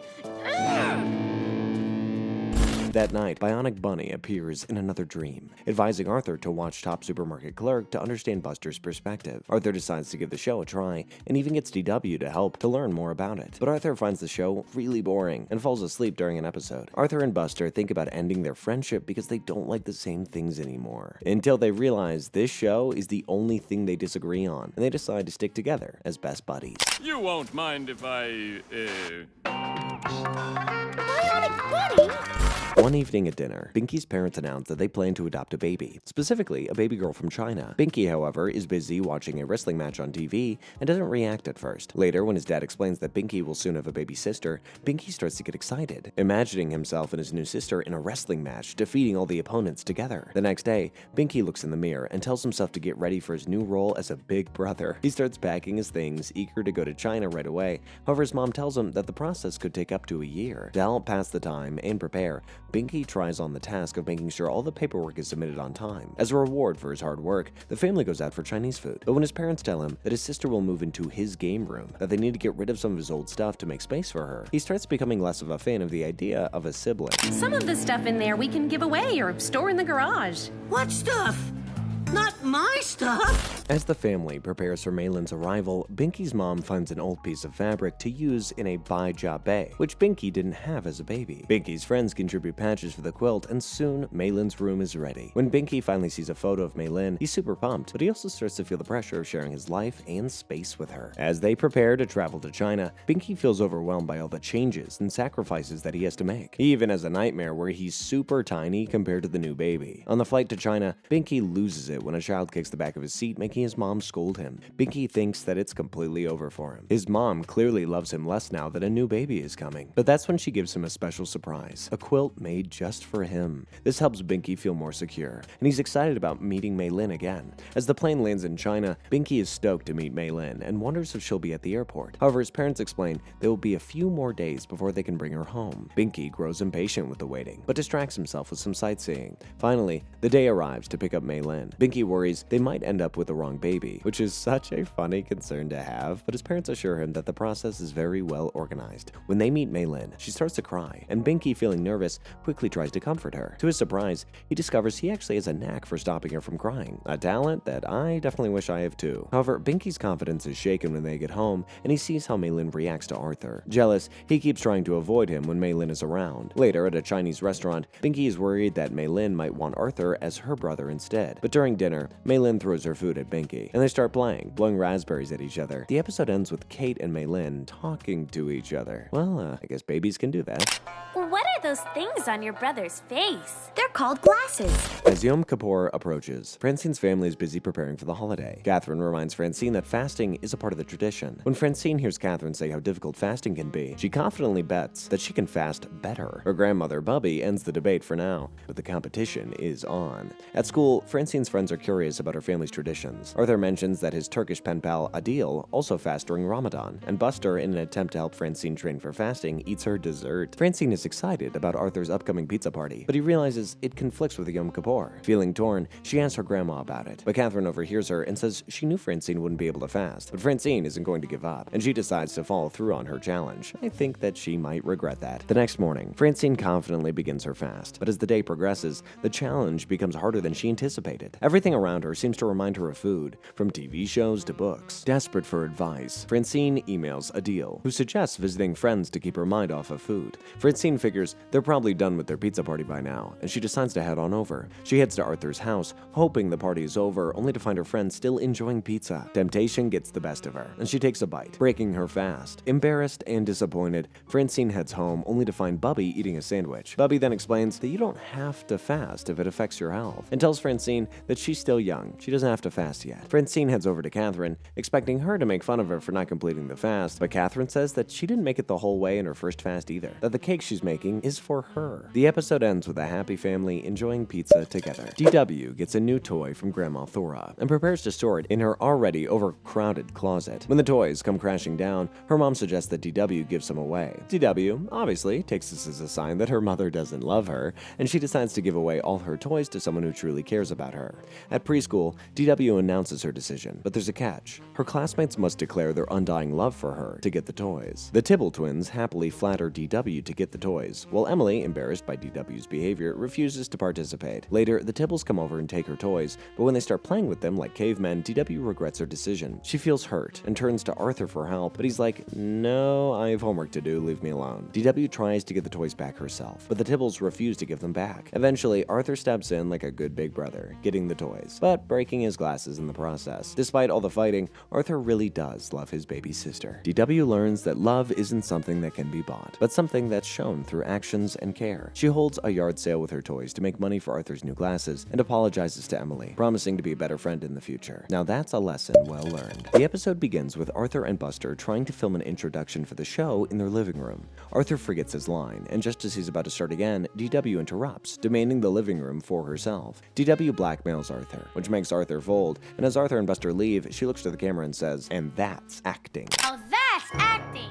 Meanwhile, Muffy, Francine, and Fern are outside the ice cream shop. Muffy is obsessing over her appearance because she and Francine are auditioning for a role in It Began with a Whistle, a play directed by the famous William Taufman. Fern tags along for fun, but doubts her acting skills are any good. At the audition, Francine performs well, but Muffy's over-the-top performance doesn't really impress. Surprisingly, Taufman notices Fern and encourages her to try out. Despite her reluctance, Fern gives it a go, and absolutely nails the audition and lands the role of Little Lucy. Muffy is shook. Fern feels uneasy about taking the part, especially since it involves working alongside seasoned actors like Thora Reed and Mr. Ratburn. However, with encouragement from her friends, she decides to keep the role. During rehearsals, Fern struggles with her one line, feeling that it's completely useless, but Taufman tells her it's the most crucial line in the play, and she gains confidence. With that, they get to rehearsing, and Fern gets super bored waiting for her line, but when she delivers it, Taufman loves it. Whatever she's doing, it's working. Later, Muffy gives Fern a stack of acting books, which leads Fern to start overacting. Taufman notices this and takes her aside, telling her acting isn't about doing much, it's about doing just enough. By opening night, Fern is ready, but when she messes up her line, she ad-libs, saving the scene and actually making it better. The audience and Taufman are impressed, and he congratulates her later over sparkling cider, proving that Fern was the perfect choice for the role. Outside the Trident bookstore, a huge line forms for the release of the final Henry Screever book. Prunella and Marina each buy a copy and agree to read at the same pace, promising to discuss the book as they go. Despite their pact, Prunella can't resist reading ahead, and accidentally reveal a spoiler to Marina, leading to a huge argument. If someone gives me a spoiler, I'm not even arguing. Straight hands, right away. The next day, Marina also reads ahead, sparking another argument about who can read faster. The two friends decide to race to finish the book first, abandoning their original plan.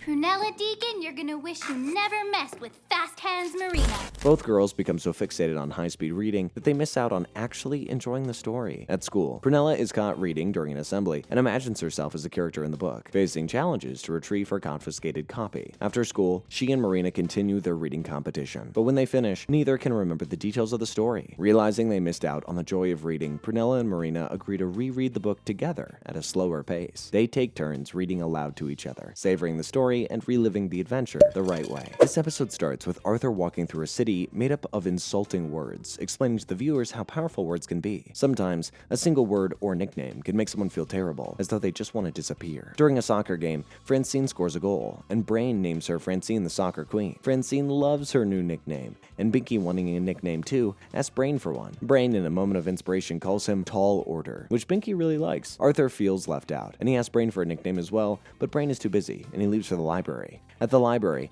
Buster approaches Brain, who's reading a book on advertising, and also asks for a nickname. Brain, imagining himself as an ad executive, dubs Buster Bust-a-Gut, which Buster finds amusing. Once again, Arthur asks him for a nickname, and once again, he's ignored. Later, George enters the ice cream shop and asks Brain for a nickname. After another imaginative moment, Brain nicknames him Headgear, referring to George's headgear, and George leaves happily. Arthur then runs into George, who tells him about his nickname, so he goes in and asks Brain for a nickname again, and once again, he gets rejected. Later, during football practice, Arthur asks Brain again, and totally done with begging, Brain sarcastically calls him Average Arthur, which hurts Arthur's feelings. Could I have a different one? I'm not too crazy about Average Arthur. To make matters worse, Buster starts teasing Arthur with his new nickname. The teasing continues on the playground, with Binky calling Arthur Average Arthur repeatedly. Annoyed, Brain retaliates by nicknaming Binky Stinky Binky, and soon everyone is trading mean-spirited nicknames. Buster becomes Antenna Ears. Wait! Let me me adjust the picture. And Francine is Bossy Boots. That night, Brain dreams that he's in his advertising office again, where everyone is turned into a literal version of their nicknames. Binky is trapped in a cloud of stink. Francine is a giant boot. Buster has a TV antenna for a head, and Brain is transformed into a giant brain. They all beg him to change them back, but he doesn't know how. The next day at the soccer game, the Mighty Mountain team uses the insulting nicknames to distract the Lakewood players, and starts to whoop them in the scoreboard. Francine calls a timeout and rallies the team, leading Brain to suggest they give each other positive nicknames instead. I'd just like to point out that Francine calls a timeout in soccer, which is not a thing, but I digress. Arthur becomes Awesome Action Aardvark. Binky is Barnstormer. Buster is Eat My Dust Buster, and Francine remains Francine the Soccer Queen. With renewed confidence, the team goes on to win the game. After the victory, Arthur realizes Brain never gave himself a nickname, but Brain says he already has one, Brain. The episode ends with the group suggesting different nicknames for Brain as they walk off the field, and he hates them all. The episode starts with Rattles showing the tough customers some new shirts he had made, which read, "The costumer is always right." I guess they didn't have spell check back then. However, no one really seems to care, as all the kids around are too focused on Muffy's new cell phone. Maybe it's time we had a little talk with them. The tough customers prepare to throw water balloons at the kids to get their attention, but Muffy warns them that if her phone gets wet, her father is going to sue them. They stop for now, but plan to get everybody back on the playground again. Binky tries to lure the kids with an empty pizza box, but Muffy's phone detects no pizza, so she and Buster ignore the trap and go back to the benches. Even my phone can't do that. What kind of weird phone does Muffy have? With no one left to annoy, Binky and the tough customers target George, but he's so used to their nonsense that he came prepared with an umbrella. Molly gives Binky until Friday to come up with a new strategy, or else the tough customers will act solo. Frustrated, Binky attempts to bribe Muffy to keep her phone away during recess, which has to be up there with the top 10 worst ideas I've ever heard. She obviously doesn't take the bribe. Instead, they come up with an idea to renovate the old playground. They pitch the idea to Mr. Haney, who agrees to the plan. Muffy enlists the tough customers to help run the new playground, but on opening day, the students learn they have to pay to use it to cover maintenance costs. This goes as well as you can imagine. The playground gets shut down as students refuse to pay. With the playground closed, Binky talks with George about how much fun the playground used to be. George then tags Binky and runs, sparking a playful chase. Soon, all the kids join in, and the tough customers return to the jungle gym, where they start throwing water balloons at everybody, bringing back the fun and the excitement to the playground. The episode begins with Arthur imagining the perks of having a butler, and having DW act as one. But after she messes up his breakfast, outfit, laundry, and transportation, he figures that it might not be as great as he originally thought. Meanwhile, at the Crosswire Mansion, Muffy discovers that Bailey, the family butler, is missing. She immediately freaks out. Why would he leave without saying anything? At school, Muffy's friends suggest that maybe Bailey get a better job, but Muffy is convinced that something else must have happened. She decides to investigate, with Buster tagging along. After searching Bailey's room and finding clues, Buster concludes that he was an agent for aliens who are about to take over Elwood, so Muffy throws him out. You'll be sorry when the invasion starts! Muffy then learns that Bailey might be involved with a jazz band, which leads to her local jazz venue. However, her search for Bailey at the venue turns out to be a fake lead, leaving Muffy feeling even more depressed. When she gets home, she finds a cup of hot cocoa waiting for her in her room and realizes that Bailey's back. Muffy is overjoyed, and it's revealed that Bailey was just on a prearranged vacation. The episode closes with Bailey playing a jazz tune for Muffy, and all is back to normal. The episode starts with Arthur imagining what it would be like to receive a trophy for every small accomplishment. As it turns out, it would really stink. At school, Mr. Ratburn awards George a Thinky for his improvement, which makes Muffy question why Fern doesn't care about trophies. Determined to give Fern a trophy, Muffy, along with Buster and George, create a Gilded Sock Award. However, Fern isn't very impressed and explains that trophies should be earned for meaningful achievements. Muffy's still convinced that Fern secretly does want a trophy, organizes a poetry quiz to ensure that Fern wins, but Binky surprisingly takes the prize. Fern, annoyed when she learns about the manipulation, leaves upset. Okay, now that was definitely anger.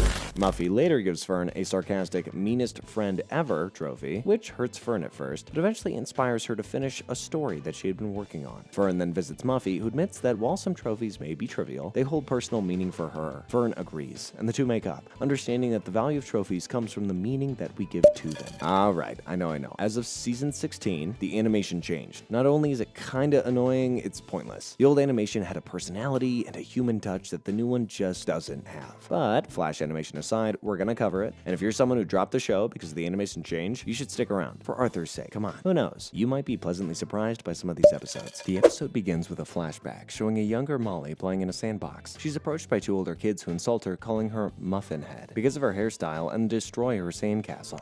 This castle stinks too. It doesn't even have a moat. Come on, let's get out of here. Hurt and frustrated, Molly climbs a jungle gym and begins to cry. In the present, Binky tries to take Fern's pudding at school, but is stopped by Mrs. McGrady. Rattles tries to tease Arthur, but his insults fall flat. Meanwhile, Slink is about to throw a water balloon on George, who uses reverse psychology to get him to burst the thing on his own head. Slink might be a tough customer, but he certainly isn't the brightest one. Later, the tough customers meet at the ice cream shop to talk about the drop-off in their aura. Binky proposes that they, stop bullying people, to the shock and horror of the rest of them, especially Molly, who says they need to stay tough. Despite her whining, they agree to rebrand themselves and try out new identities, including the buff customers who focus on exercising. They even try out a dance number, which everybody actually loves. Later, they try out being the shush customers, who try enforcing silence at the library, which is probably the best kind of bullying that I can imagine. Out of everybody, it's Molly who struggles the most with the group's attempts to change, still hanging on to her tough persona. But when she sees her younger brother James copying her mean bully behavior, Molly has a revelation. She realizes how her getting bullied turned herself into one, and how many other people she's hurt by being a bully, and decides she doesn't want James to become a bully like she was. Molly writes apology letters to those that she's hurt, acknowledging that her bullying was because of her own past trauma. She vows to change, and not just respect people, but also to try to be their friend. The episode ends with the tough customers now calling themselves the tough consumers, using their influence for good, by educating others on consumer rights outside a fast food restaurant, proving that people can change, even bullies. The next episode starts with Brain losing a chess match to a younger girl nicknamed Los Dados at the community center. Humiliated, Brain decides to form a chess club at school, but most kids don't take chess very seriously, and his friends don't either, even though Brain does his best to make sure that things go well and teach everybody how to play, and explain to Buster that it isn't like checkers. The club turns out to be a total mess. Rattles, overhearing them, reveals he is secretly really good at it. I didn't even know we had a chess club. Are you good? You certainly seem to know the rules. Well, I'm no Kasparov, but I can fianchetto my bishop. And easily beats Brain. However, he declines Brain's offer to join the club, which makes no sense at all. Later, when Los Dados challenges Rattles, mocking both him and Brain, Rattles changes his mind and joins the club to help Brain and the others improve their chess skills. Under Rattles' guidance, the chess club members start to improve. On the day of the chess tournament, Rattles pretends that he's sick, leaving Brain to face Los Dados. It's one heck of a match, but Brain does beat her, earning respect from both her and his friends. After the match, Brain finds out that Rattles wasn't sick. He faked his illness because he knew Brain was the only one who could have beaten her. The episode ends with Rattles agreeing to officially join the chess club, on the condition that they have yellow raisins as snacks. Okay. Arthur's study routine is ruined when a leak in his room forces him to find another place to work. He tries studying in different spots around the house, but each spot presents its own distraction. Frustrated, Arthur discusses the problem with Buster, who invites him to study at his house. Despite warnings from Muffy and Francine about how useless group studying is, Arthur and Buster believe that they can be productive together. As per my experience in college, Muffy and Francine are probably gonna be right. They head over to Buster's place, but Arthur realizes that Buster's messy room and, let's call them unconventional study habits, are more distracting than they are helpful. He takes it upon himself to clean Buster's room, thinking that it will help him focus better. However, Buster is upset by this. He prefers his system of organization, sort of like controlled chaos, and the two begin fighting over their different study styles. As tensions rise, the boys' friendship is really put to the test. They try to work things out, but their opposing personalities make it really difficult. Eventually, they have a heated argument, and Buster leaves to ask Muffy and Francine for advice. But when they start arguing, he goes to DW, which is equally useless. Later, while Bitsy and Arthur share a meal, Buster returns to apologize. But their peace is short-lived when Arthur discovers that Buster used a map Arthur made to prop up a wobbly desk. As you can imagine, this leads to another argument, ending with the doorknob breaking, trapping them both in the room. After Bitsy rescues them, Arthur and Buster calm down, and they bond over a board game.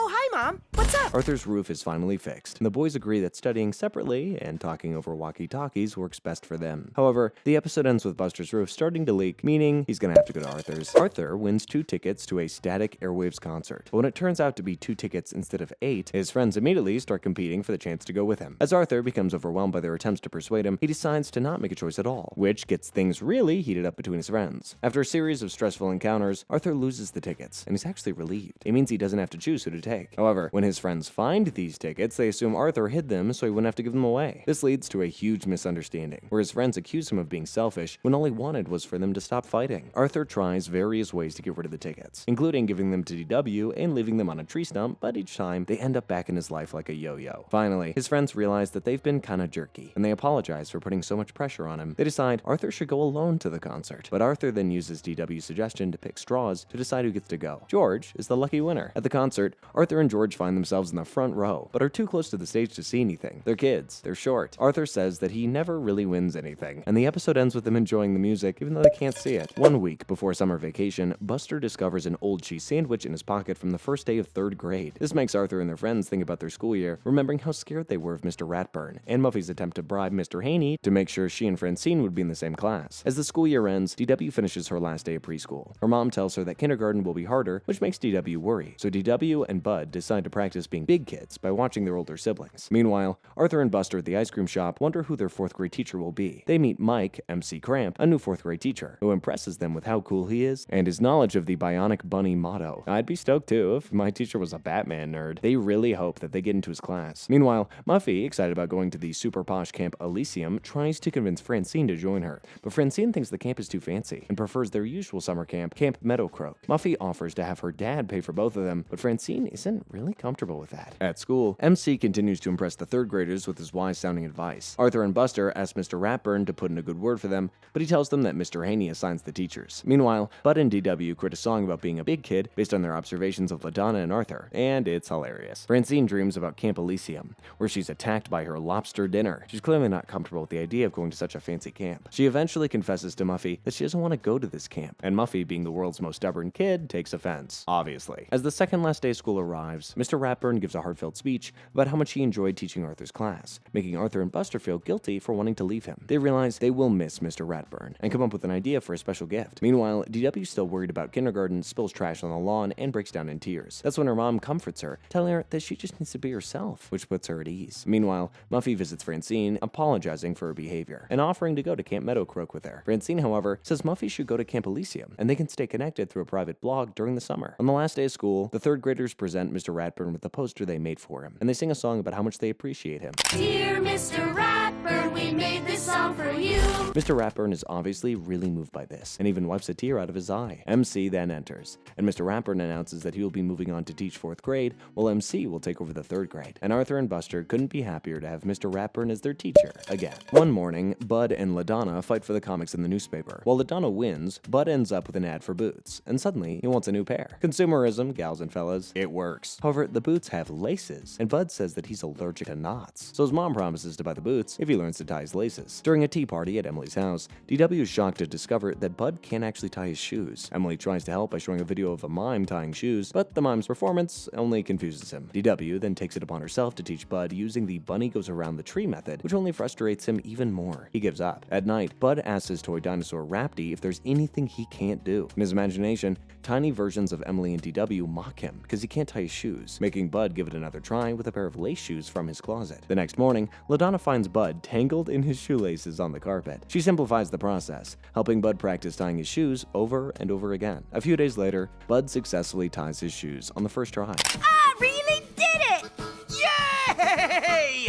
Excited, his mom takes him to buy the new boots, but Bud finds them too heavy and itchy. Instead, she chooses shoes with dinosaur-themed shoelaces, but still sticks with his favorite slip-ons for now, until he discovers roller skates. Oh man. Grandma Thora serves a kale cauliflower tart, which DW hates. However, DW is saved by a call from Emily, who arranges for Grandma Thora to babysit her. But when she leaves, DW remembers her own fun times with her grandma, and she suddenly gets jealous. When DW later hears that Thora and Emily had a blast together, including watching a movie that DW hasn't seen, she becomes even more jealous. DW tries to arrange another babysitting session with Thora, but is disappointed when a different babysitter who's more interested in her phone shows up instead. What's worse, DW finds out Thora has become the go-to babysitter for several other preschoolers. She imagines Thora becoming so busy that she can't even talk to her, and she hates it. Seeking advice from her imaginary friend Nadine, DW hatches a plan involving the Tibbles, promising them her favorite toy Uni if they ask Thora to babysit them. However, Thora easily handles the Tibbles with a creative obstacle course that tires them out. DW, secretly watching, is shocked when the twins ask Thora to babysit them forever. Realizing that she's jealous, DW spreads rumors that Thora is a terrible babysitter, scaring Emily and others, who start avoiding Grandma Thora. When Thora finally babysits DW again, she decides to play along with DW's rumors, even showing her a fake spider collection. DW apologizes, and Thora reassures her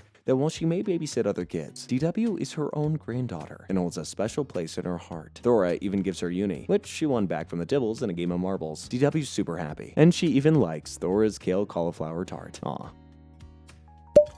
The episode opens with Mr. Ratburn announcing a test on Galileo, and Binky, as you can imagine, doesn't care. However, when his mom makes him start his homework, Binky becomes fascinated by Galileo's love for music and stays up late reading about him. The next day, after the test, Binky surprises everybody by effortlessly recalling facts about Galileo. When Mr. Ratburn returns the test, Binky is shocked to find that he received an A. At the Sugar Bowl, Francine and Muffy think Binky must have cheated. How else could he do so well? Buster starts an investigation, but his questioning only makes Binky angry. Binky then confronts Muffy, but she still doesn't buy his story. Binky confides in Brain, who suggests that Binky's tough image might make it hard for others to believe in his academic abilities. Determined to prove himself, Binky dresses up like a nerd and tries to adopt a studious image, but it backfires when he fails the next test. Arthur tells him to simply study for the upcoming science test, stop worrying about what everybody else thinks. Though he wants to cheat to prove he's smart by getting a good grade, Binky throws away his cheat sheets and studies. He gets an A-, and Francine and Muffy finally accept that he's smart, apologizing for underestimating him. We really misjudged him. Check it out. Inspired by a time capsule from 1910 that Mr. Ratburn shows the class, Brain decides to create his own. He builds a strong box with his dad, and after testing its durability by asking Binky to destroy it, plans to fill it with items that will give future generations a good impression. Binky asks to contribute, and though Brain reluctantly agrees, he soon finds out Buster and Muffy know about the capsule too. Binky told you what?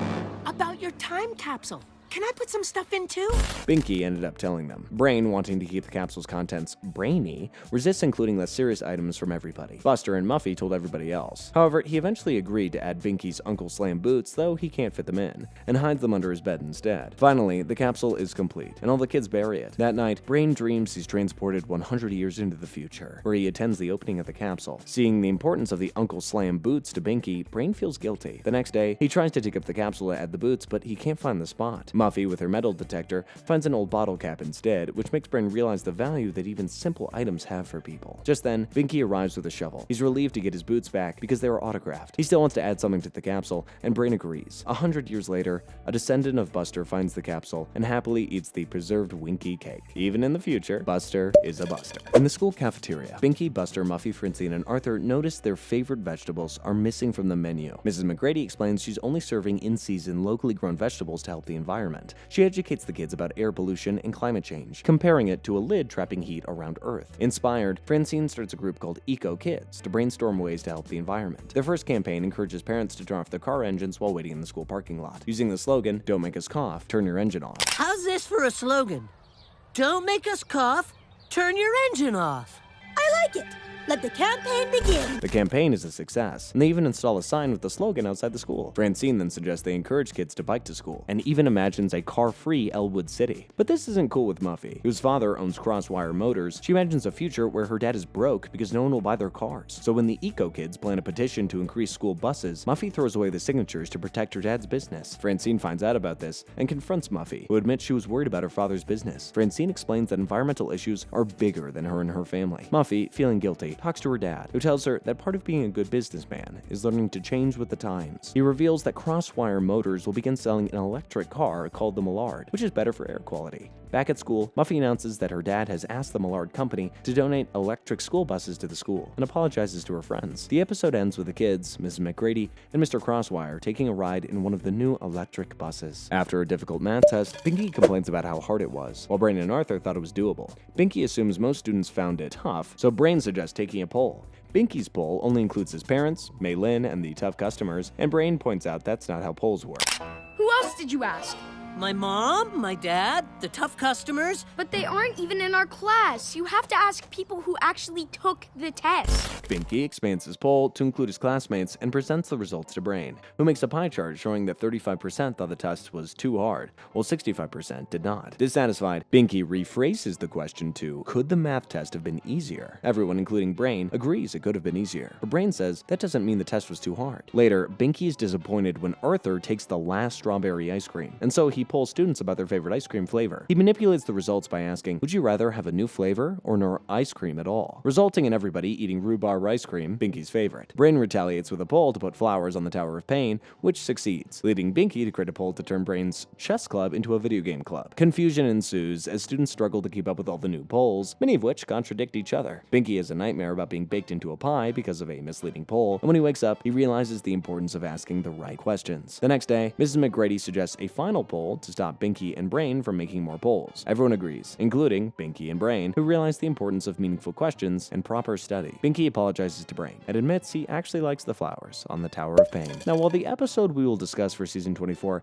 is just a reanimated version of one from season 13, the reason I think it fits and deserves a spot is because the subject matter is really powerful, and it feels more appropriate to have it towards the end of the show's run. With that disclaimer out of the way, let's get into it. The episode begins with the students at Elwood City Elementary noticing their beloved cafeteria cook, Mrs. McGrady, is absent. Mrs. McGrady's nephew, Skip Bitterman, is the substitute cook. Unfortunately, Skip is terrible at it, and the students find the lunches are basically inedible. After about a week of dreadful meals, Mr. Ratburn shares the shocking news that Mrs. McGrady is on leave because she has cancer. Each student reacts differently to the news. Muffy, not fully grasping the gravity of the situation, remains optimistic and distracts herself by shopping for her father's birthday. Arthur and DW decide to visit Mrs. McGrady, bringing her homemade chicken noodle soup and some comforting items, like Mary Moo Cow TVDs and stuffed animals. They learn a bit about cancer from her and promise to visit every day with more gifts. Francine, who lost her grandfather to cancer, takes the news very hard, and she begins acting out, including losing a soccer game on purpose. What's the point if we win or lose?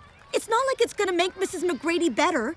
Am I the only one who understands that? At Mr. Crosswire's birthday party, Muffy struggles to find a proper gift for her father. Eventually, realizing that Francine's sadness over Mrs. McGrady is why she's sad, Mr. Crosswire tells Muffy to visit Mrs. McGrady and bring her a care package. Inspired by her father's advice, Muffy prepares to visit Mrs. McGrady. Meanwhile, Francine, troubled by a nightmare where Mrs. McGrady never returns to work, stays home from school. Binky and Buster visit her and invite her to join them in bringing gifts to Mrs. McGrady, but she refuses because she's too upset. Before leaving, Binky gives Francine the email address of his favorite wrestler, Uncle Slam, who had cancer 2 years ago. So Francine writes to Uncle Slam and pours her heart out about how great Mrs. McGrady is and how much she's worried about her, asking if she's going to be okay. To her surprise, he responds and offers to meet her when he visits Elwood City. Later, Muffy arrives at Mrs. McGrady's house with Arthur and DW, who are delivering more gifts. Muffy compliments Mrs. McGrady's bandana, learning it's covering her hair loss from chemotherapy. After Arthur and DW leave, Muffy apologizes for being insensitive, and Mrs. McGrady reassures her that while cancer is difficult, she's determined to get better. When Uncle Slam arrives in Elwood City, he takes Francine for a walk in the park and shares his experience with cancer, emphasizing the importance of support and community. Inspired by his story, Francine decides to organize a cancer benefit bike race called Pedal for a Cure. Meanwhile, Muffy returns to Mrs. McGrady's house and notices it needs cleaning. She attempts to wash the dishes, and when Arthur and DW arrive with more gifts, suggests that they help clean the house instead. Together, they tidy it up, leaving a note for Mrs. McGrady saying they're her support team. Later, thanks to Uncle Slam's publicity, the Pedal for a Cure bike race is a great success, with a large turnout. After a small imaginary detour, Francine makes it to the finish line and is finally able to confront her fears and apologize to Mrs. McGrady for not visiting sooner. Mrs. McGrady understands, telling Francine it can be scary to see someone you care about when they're sick. After over a month of Skip's awful meals, the students are on the verge of just having a revolution. Thankfully, their frustrations are alleviated by Mrs. McGrady's return to work. Cooking's not for me. I'll stick to banking. Although she's not completely cancer-free, she's healthy enough to resume her duties. Buster updates his lunch almanac, predicting that the food will be unknown, but will undoubtedly taste great. In class, Mr. Ratburn announces that the next day is Take a Student to Work Day, and everyone draws names from a hat to see who they will shadow. Arthur gets to shadow Mrs. Barnes, a nurse, while Buster picks Mrs. Hurley, the crossing guard. Binky draws Bitsy Baxter, Buster's mom, who's the editor-in-chief of the Elwood City Times. Binky isn't a huge fan at first. He'd rather do something cooler, but when Francine complains that the job is wasted on him, Binky changes his mind and decides maybe it would be cool. Mr. Ratburn reminds everybody that they will need to give reports on their experience. Binky imagines himself as a daring reporter as he heads to the newspaper office, uncovering mysteries and helping policemen catch criminals. But once he gets there, he finds out that's not really what reporters do. The reality is pretty dull. With boring meetings that go on forever and press conferences where you answer the same questions over and over, Binky is finding it hard to stay interested. Well, if you look at the budget, blah, blah, blah, blah, blah, blah, blah. Blah, blah, blah, blah, blah, blah. When Binky finally tells Bitsy and Harry Mills how bored he is, Harry tells him that's how the world can be sometimes. Jobs aren't always exciting. However, it is possible to find ways to make them more interesting for yourself. Taking this advice, Binky helps Bitsy rewrite a dull headline, imagining it as a wrestling match between the headline and a red pen. The next day, he proudly gives his report on how he and Bitsy worked together to improve the headline, earning applause from the class. Francine admits that working at the Elwood City Times was actually perfect for Binky. At the beginning of the next episode, DW and Bud are making their favorite favorite snack, the Bud Compson. Arthur and Buster enter, and Arthur drinks most of the milk before DW and Bud can get to it. This leads to an argument between DW and Arthur by the time her snowball went missing. You know, the snowball she saved in the freezer from when the snowstorm hit Elwood. Buster says that aliens took it, obviously, so DW explains to a confused Bud what actually happened. Bud tells his dinosaur toy Rapty about the snowball incident, and they decide to investigate. Rapty suggests that they consult Nadine, DW's imaginary friend. They travel to Fanta City, where imaginary friends live, and ask Nadine about the snowball. Nadine claims aliens took it, but admits she didn't actually see them, and suggests that they talk to Buster. Later at Buster's place, he shows them a photograph of the supposed aliens. Using decoy snowballs, they summon an alien troll who looks an awful lot like Binky. Anyway, the troll tells Buster the photo he has is fake, and that they were the aliens that took the snowball. So the aliens take the three of them to their planet to give them back DW's snowball, but it's a false alarm. There's a croquet ball there instead of the snowball. Bud notices a long golden hair on the croquet ball, and realizes who took it, Nadine. Back at Fanta City, Bud and Rapty confront Nadine, who initially denies taking the snowball. However, the evidence, golden hair and the croquet ball, proves her guilt. Nadine confesses that she swapped the snowball for the croquet ball after an alien troll tried to steal it, fearing Arthur would take it. Bud and Rapty convince her that keeping the snowball is only causing more fights between DW and Arthur. Nadine agrees to return it and explain everything to DW. Bud wakes up at home, assuming it was all a dream. But when he and Buster realize that they had the exact same dream, and DW says that her snowball has returned, they think it might be real. Considering the fact that we have seen aliens in this show, I wouldn't be surprised. The Crosswires return from a trip to Hawaii, and Muffy's friends throw a surprise welcome home party for her at Arthur's house. Buster, learning about the party last minute, barely makes it in time. During the party, Buster is mad at Arthur for not telling him sooner, but Arthur says they didn't tell Buster earlier because he would spoil the surprise, reminding Buster of his history of blabbing secrets. Buster, trying to prove that he can change, asks Arthur to tell him a secret, so Arthur makes one up, and when Buster quickly blabs this fake secret to not one person but two people, he immediately proves Arthur's point. Feeling guilty, Buster talks to Muffy, who says that maybe being a blabbermouth isn't so bad. They set up a booth where people can share their secrets with Buster, but when George shares a particularly sensitive secret, Buster realizes that he's gone too far. Rushing to stop Muffy from posting the secret online, Buster and Arthur confront her, and she ultimately decides not to share it, realizing it would be a really shitty thing to do. In the end, Buster apologizes to Arthur, and they agree that best friends don't need to share every detail with each other, just the important ones. The final episode of Arthur opens with Arthur and Buster discussing how unexpected things can sometimes turn out to be better than what people plan for themselves. After Arthur accidentally gets the wrong book at the library, they head back to exchange it. Along with Muffy and Francine, they find a hidden room in the library. There, they see an old fortune-telling game called Oscar the Oracle Octopus. The game predicts their future careers based on their personalities. Do you dare to know your future? Muffy is a public servant, Francine is a businesswoman, and Buster is a teacher. Just as the game is about to reveal Arthur's future, it loses power. As they leave the library, Arthur ends up taking the wrong book he got anyway, a drawing book. 20 years later, Arthur and Buster meet at the Sugar Bowl. Buster is now a creative writing professor, Francine runs a successful sneaker company, Muffy is campaigning to be mayor of Elwood City, George runs the Sugar Bowl, and Binky is a weather reporter. DW, now a police officer, enters, having just given a ticket to her old friend Bud. Arthur reveals that he's been working on a graphic novel based on their childhood, inspired by the mistaken book that he received long ago. The episode ends with Arthur beginning to read his story to his friends, starting with how he got glasses, bringing us full circle back to the very first episode. And that was our recap of Arthur. There's something really magical about Elwood and the people who live there, and I will always love them for it. Which of these episodes was your favorite? Let us know in the comments below, and don't forget to drop a like and subscribe. As always, thanks for watching, and we're gonna see you next time. See ya!